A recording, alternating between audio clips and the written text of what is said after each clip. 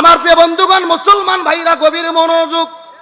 সময় যেহেতু কম, কোনো দিকে ব্যাখ্যা দিতে পারবো না। চুম্বক কিছু কথা বলার পরে আপনাদের মধ্য থেকে বিদায় নিয়ে চলে যাওয়ার চেষ্টা করব। আল্লাহ রাব্বুল আলামিন বলেন, আমি যখন মানুষদেরকে বিজয় দান করি, ইমানের পরীক্ষা দিতে গিয়ে বান্দার চেষ্টার যে জায়গার মধ্যে শেষ হয়ে যায়, ওই জায়গার মধ্যে আমি আল্লাহ তাআলা তাদেরকে সাহায্য করি।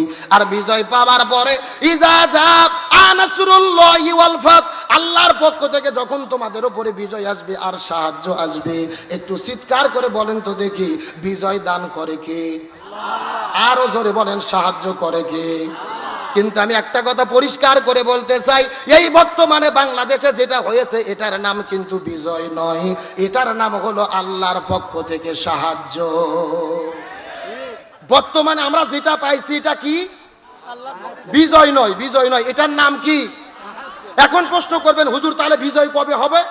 বিজয় সেই দিন হবে যেদিন কোরআন দিয়ে বাংলাদেশ পরিচালিত হবে, যেদিন বাংলাদেশে ইসলামী রাষ্ট্র কায়েম হবে, ততদিন পর্যন্ত আমাদের বিজয় হতে পারে। এখন আল্লাহ তাআলা বলতেছেন, যখন আমি তোমাদের বিজয় দেব, সাহায্য দেব, তোমরা লক্ষ্য করে দেখবে, ওয়ারা আইতান নাস ইয়াদখুলুনা ফি দীনিল্লাহি আফওয়াজা, তোমরা লক্ষ্য করে দেখবে দলে দলে হাজার হাজার লক্ষ লক্ষ মানুষেরা তারা ইসলামী আন্দোলনের দিকে ঝুঁকে পড়বে।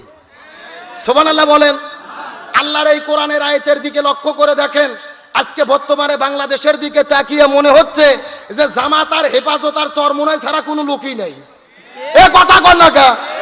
যারা আওয়ামী লীগ করতো ওরাও জামাতের পিছে ঘুরতেছে। এ সুবহানাল্লাহ কোন? আপনারা কি এতে ভেজার নাকি?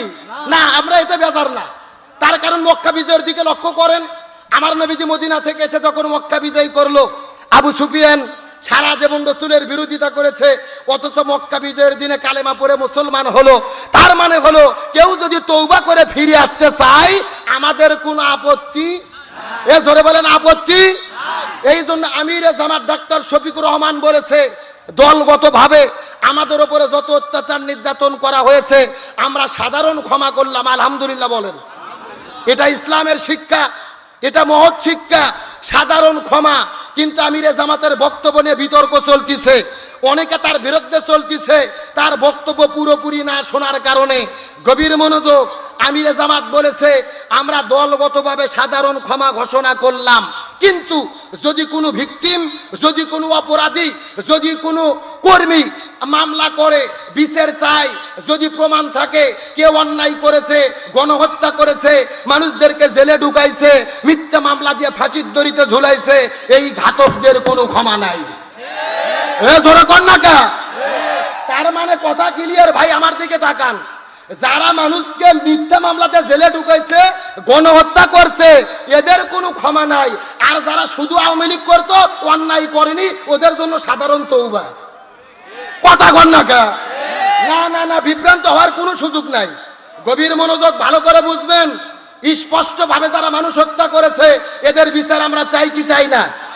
আরো জোরে বলেন, চাই কি চাই না? আল্লাহর কোরআনের বিধান হলো কিসাস, কুতিবা আলাইকুমুল কিসাস। হাতের পরিবর্তে হাত, পায়ের পরিবর্তে পা, চোখের পরিবর্তে চোখ, জীবনের পরিবর্তে জীবন। এই আয়াতের ব্যাখ্যা হলো আয়না ঘরের পরিবর্তে আয়না ঘর।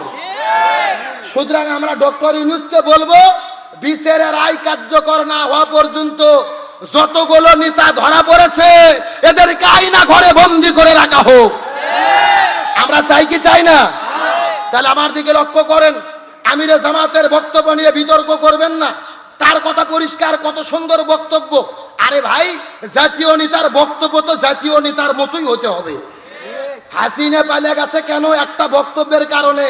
ও বলেছিল মুক্তিযুদ্ধের নাতিপুতি চাকরি পাবে না, তে রাজাকারের বাচ্চারা চাকরি পাবে। কথা কর না কে? এক বক্তব্য দিয়ে তো সে বেকায়দায়। তার মানে জাতীয় নেতাদের বক্তব্য জাতীয় পর্যায়ে হতে হবে। যারা আমিরে জামাতের বিরোধিতা করতেছে তাদের বলবো, আমিরে জামাতের বক্তব্য বুঝতে গেলেও তোমাদের অন্তত ন্যূনতম প্রজ্ঞা এবং জ্ঞানের দরকার। আমরা সুস্পষ্ট করে বলতে চাই, বর্তমানে বাংলাদেশের ভেতরে জীবন্ত আল্লাহর ওলি হলো আমিরে জামাত ডক্টর শফিকুর রহমান।